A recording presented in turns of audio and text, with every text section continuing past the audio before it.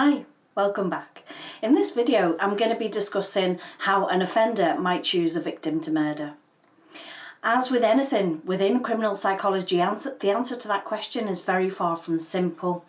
Murder can arise out of a variety of contexts, and murder can arise out of a variety of different encounters.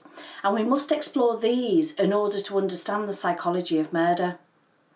Before we can begin to understand the psychology of murder, it's really important to have an understanding of the factors that we need to consider.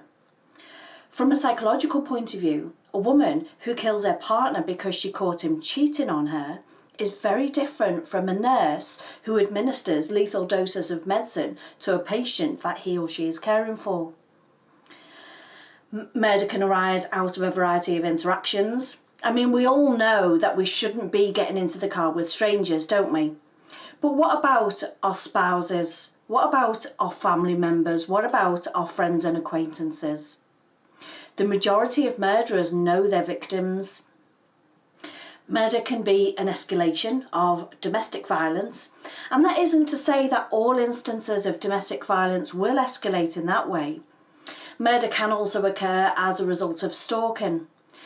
The murder can also evolve from some type of family violence or some form of revenge. And of course, as in cases of hitmen, the murder could even be a job. And it's important to know and understand the variations within homicide. The vast majority of murderers will kill only once, and by far the most common type of murder is one where there is only one victim and the offender and the victim know each other. There can also be more than one victim. For example, serial murder is defined as there being two or more murders by the same offender with a cooling off period in between the murders, whereas a spree killing is defined as a single event with multiple victims in multiple locations with no cooling off period. Whereas a mass murder is defined as there being four or more victims killed at the same time or same place. And in order to explore why an offender chooses a particular type of victim, we need to examine some of the many circumstances that murder can arise out of. In single murders, the victim and the offender are commonly known to each other, as I've already said. And the offender might choose his victim as part of an escalation of another offence. In cases of domestic violence, the abuse may have been ongoing for some time, and the murder may occur because of a sudden escalation of behaviour or some kind of fit of rage by the offender. In cases of domestic violence, the victim who has been subjected to a lengthy period of domestic violence may retaliate and may end up killing. The murder may occur because the victim has retaliated in some way against the offender, and it's then the offender who becomes the victim of the murder. There may, of course, be alcohol or drugs which fuel the behaviour of the murderer, and on occasion the opportunity may arise of the availability of a weapon, and that's why the murder occurs. The majority of the time, the victim is simply chosen because of the relationship with the offender. In cases of family murder, there's normally a breakdown in the relationship prior to the murder. In so-called crimes of passion, the murderer may have discovered that they've been cheated on or that their partner plans to leave them and murders them because they can't bear to live without them. Cases such as these normally result in suicide by the offender as well. In cases of stalking, there may be some pseudo-intimate relationship between the victim and the offender, which is either real or imagined. The offender may have built up some form of relationship with the victim over time, and the murder can arise out of the offender wanting to own the victim in some way or feels rejected or spurned in some way. There may be a sense of, I don't want anybody else to have her, or there may be a jealousy of other relationships that the victim has with other people in cases of stalking. It's less likely for the victim and the offender to know each other in serial killings. Some single murderers don't know their victims either, but that is more rare. The victims of serial killers are, more often than not, females. The average age of the victim is about 33 years old, and the prime targets for this type of killing include hitchhikers, women living alone, prostitutes, young children and the elderly. A serial murderer may have several motives for committing their crime, and this motive can also evolve during the crime or series of crimes. However, serial killers will mainly kill because they want to, because they have an underlying driven urge or anger. Where the victim and the offender don't know each other, the victim will hold some meaning to the offender. And this meaning will be revealed by the way the offender treats the victim. A study by Professor Cantor revealed how the victim can be treated as an object, as a vehicle, or as a person. And when the victim is treated as an object, the offender doesn't see the victim as fully human. And that might be revealed by activities such as dismemberment or mutilation of the body. There's a complete lack of empathy or interest in the victim. In serial murder, behaviours such as manual strangulation, cutting of the throat or use of the firearm are likely to occur when the victim is seen as some sort of object. When the victim is treated as a vehicle, the offender is using the victim to express their anger or their desires in some way. The victim, him or herself, is of no real significance, however, they are symbolic to the offender. In murders where the victim is a vehicle, there are usually frenzied attacks, and the offender behaves in emotional ways, such as beating or bludgeoning the victim. The offender would often use gags or bindings or other props on the victim, and he sees the victim's suffering and pain as a fundamental part of the offence.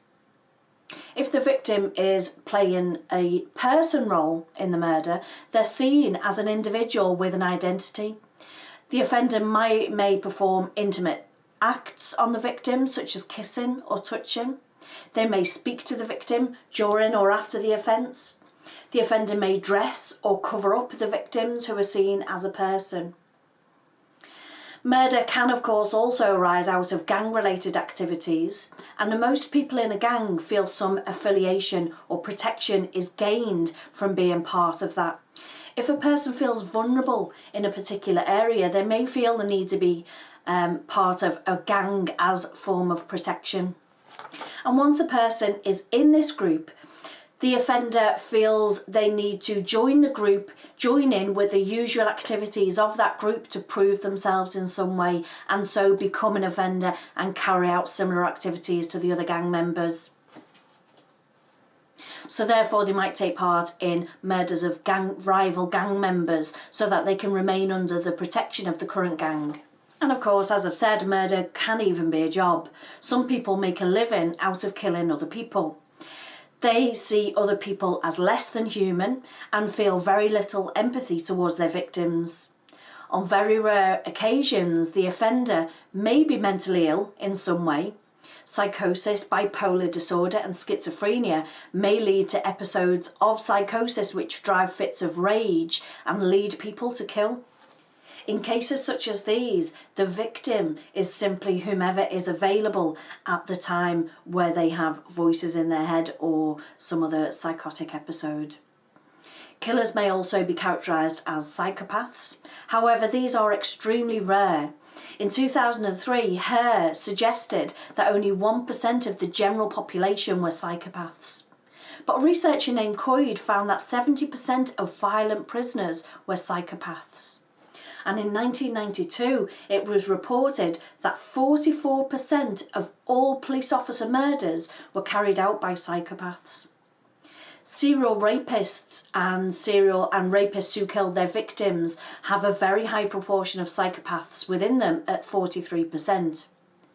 Psychopaths have extreme ways of dealing with others. However, their general behaviour is not at all bizarre in everyday settings. They can interact with and manipulate others, and so can clearly fit in within society. Psychopaths are defined as individuals who have no concern for the feelings of others.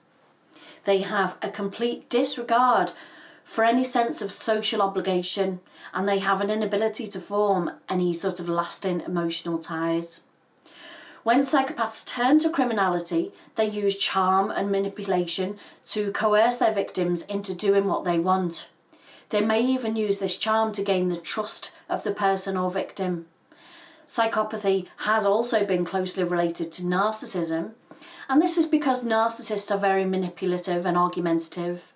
The main concern is of themselves. However, unlike psychopaths, narcissists can also be approval seeking. They suffer from fluctuating levels of self-esteem. However, that's not to say that all narcissists and psychopaths will end up on a route of criminality.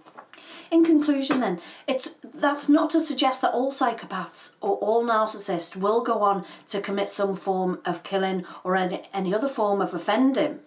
Some psychopaths can operate within the boundaries of the law very successfully. You will normally find those psychopaths who don't enter criminality are often high functioning and are often in higher level management. And so in conclusion to this then, the ways in which murderers choose their victims can vary greatly. Sometimes the victim might be chosen because they're in the wrong place at the wrong time and they represent a certain group of people. Serial killers will often choose the location rather than the victim type. And it's common for the offender and the victim to know each other in some way in single homicide. When the victim and the offender don't know each other, the victim will still have some meaning to the offender. I do hope that you've learned something about the psychology of murder and about how offenders may choose their victims, and I do hope that you've learned new insights into how murderers offend and operate. I really do hope that you've enjoyed learning about this, and remember, murders are very, very rare. Stay safe out there. Look after yourselves. Bye for now.